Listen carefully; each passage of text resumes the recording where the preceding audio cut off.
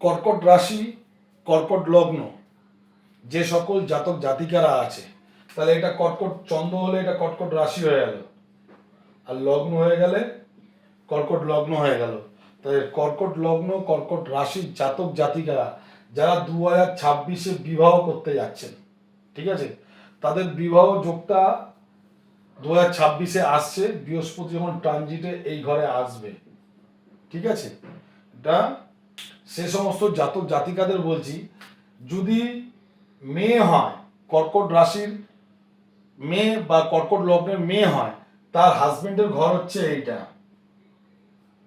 আর যদি কর্কট লগ্নের ছেলে হয় বা কর্কট রাশির ছেলে হয়, তাদের ওয়াইফের ঘর হচ্ছে এইটা।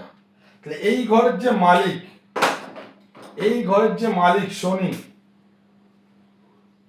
যদি আপনার রাশি, আপনার লগ্নের যদি 6 হাউস, এই ঘরটা 8 হাউস এবং 12 হাউস, যদি যে কোনো একটি ঘরে যদি শনি বসে থাকে, তাহলে আপনার বিবাহ বিশেষ একটা ভালো হবে না। বিবাহের পর কষ্ট, ঝুট ঝামেলা, অশান্তি, অনেক কিছু চড়াই উত্তায় দেখা যাবে।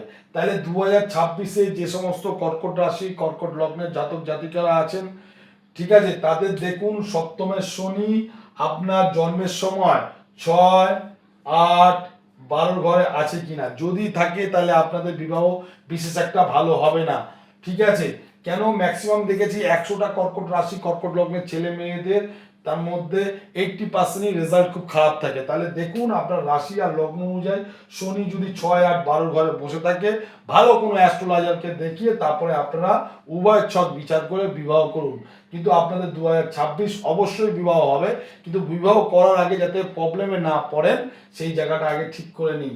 কেন, শনি হচ্ছে সপ্তমপতি, ষষ্ঠ, অষ্ট, দ্বাদশ ঘরে যদি আপনার ছকে থাকে লগ্ন হিসাবে রাশি হিসাবে, তাহলে কিন্তু বিবাহতে আপনারা বিশেষ একটা দাম্পত্য জীবন সুখের হবে না। নিশ্চয়ই অ্যাস্ট্রোলজার দেখিয়ে আপনারা জায়গাটা ঠিক করে নিন। ভিডিওটি ভালো লাগলে লাইক এবং শেয়ার করবেন।